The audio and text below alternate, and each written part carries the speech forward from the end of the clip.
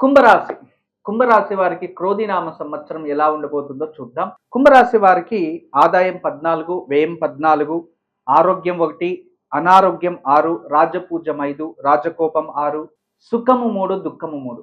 కుంభరాశి వారందరికీ కూడా ఒకే విషయాన్ని తెలియచేస్తున్నా, ఈ సంవత్సరం చాలా జాగ్రత్తలు వహించండి.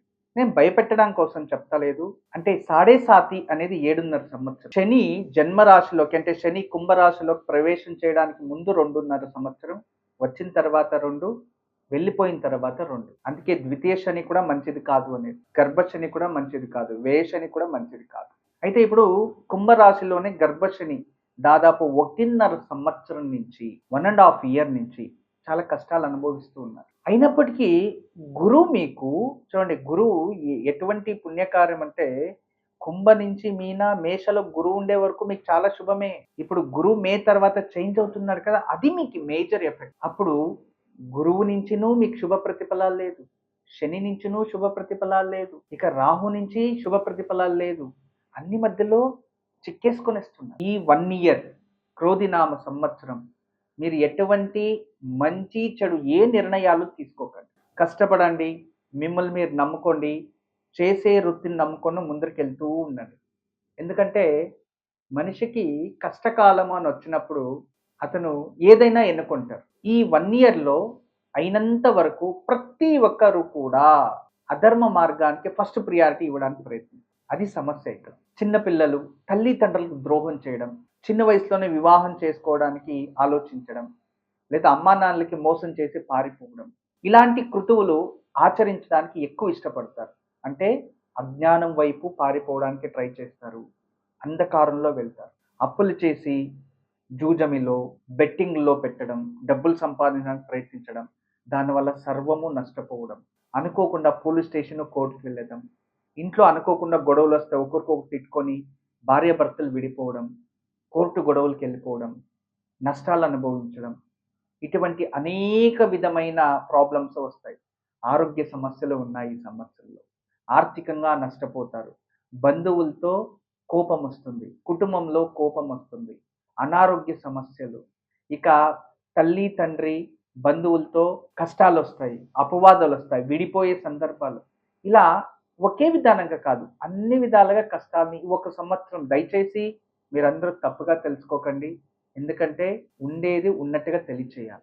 మీకు ఏదో మంచిదవుతుంది, ఇంకోటి ఏదో ఆశలు పెట్టడం వల్ల నాకేం రాదు కదా, అన్ని రాసులు బాగున్నాయి మా రాశి ఎందుకు ఇలా బాగలేదు అంటే, ఈ సంవత్సరం ఇలా ఉంది మీకు.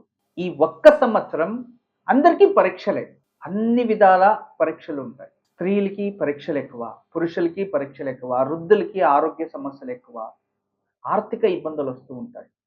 కుంభరాశిలో ఎవరికి శుభం జరుగుతుంది అంటే చదువుతున్న వారికి మాత్రమే. హాస్టల్లో ఉంటారు కదా, వాళ్ళకి కూడా ఆలోచనలు ఎక్కడెక్కడో వెళ్తూ ఉంటాయి.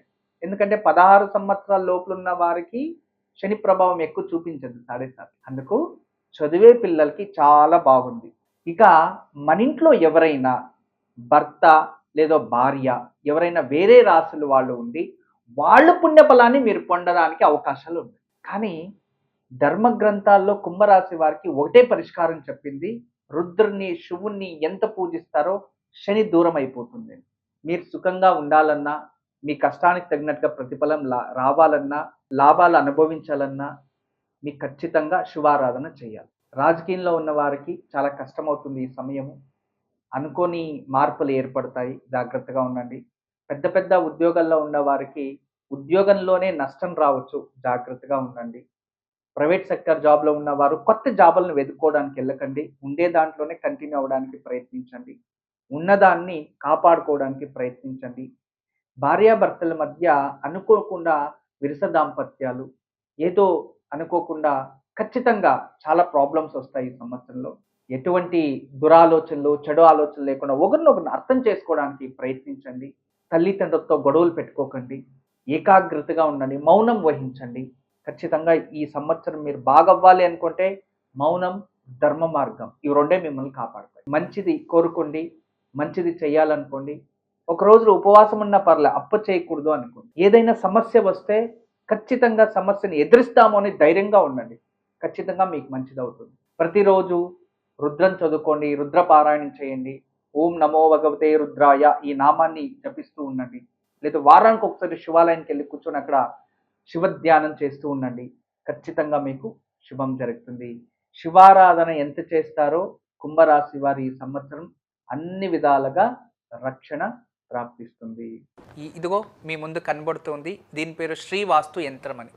ఇది చాలా రోజులు చాలా కష్టపడి చాలా ఆలోచించి దీర్ఘంగా ఏదైనా ఇంట్లో ఒక పాజిటివ్ ఎనర్జీ, కాస్మిక్ ఎనర్జీని క్రియేట్ చేసే ఒక ట్రయాంగిల్, అంటే ఇలా దీనికే ఒక రేఖాగణితలో మీకు అందరికీ తెలుసు, రేఖాగణిత శాస్త్రంలో దీనికి ఈ రేఖలు ఇలా కలిస్తే ఒక ఎనర్జీ ఉంటుంది.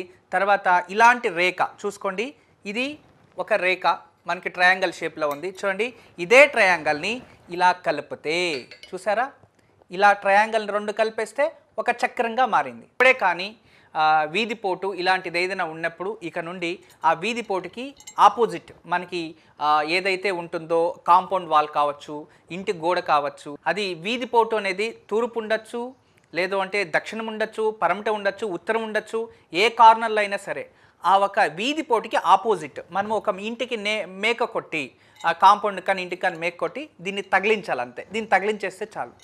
ఏ నెగిటివ్ ఎనర్జీ అయినా ఇలా పడి ఈ నెగిటివ్ ఎనర్జీస్ని అలాగే బయట తోసేస్తుంది. ఈ షేప్స్ చూడండి, ఇది 9 ఉంటాయి, 1 2 3 4 5 6 7 8 9 9 ఉంటాయి. ఇవి 9 ఇవి పాజిటివ్ ఎనర్జీని మాత్రం ఇది అట్రాక్ట్ చేసుకుంటుంది, నెగిటివ్ ఎనర్జీని అలాగే బయటికి తోసేస్తుంది. అలా తయారు చేసాం. అందుకే ఇక్కడ 9 విధానంగా 9 చక్రాలు వేసి దీన్ని ఒక విశేషంగా సైంటిఫిక్ పిరమిడ్గా తయారు చేసాము. అందుకే దీన్ని జస్ట్ మన ఇంట్లో మేకు కొట్టి తగిలిస్తే చాలు, ఇంట్లో ఎటువంటి దోషం ఉన్నా దూరం అయిపోతుంది. మీ ఇంట్లో ఎటువంటి వాస్తు దోషం ఉంది అని ఎవరైనా చెప్తే ఇక భయపడకండి. వాస్తు దోషం ఉంది అని ఎవరు చెప్పినా భయపడాల్సిన అవసరం లేదు. వాస్తు దోషం ఉంది అని ఇల్లు ఖాళీ చేసే అవసరం లేదు. వాస్తు దోషం ఉంది అని ఒక కాంపౌండ్ కొట్టేది, దబ్బేయడము, ఇల్లు దబ్బేయడం అలాంటిది అవసరం లేదు.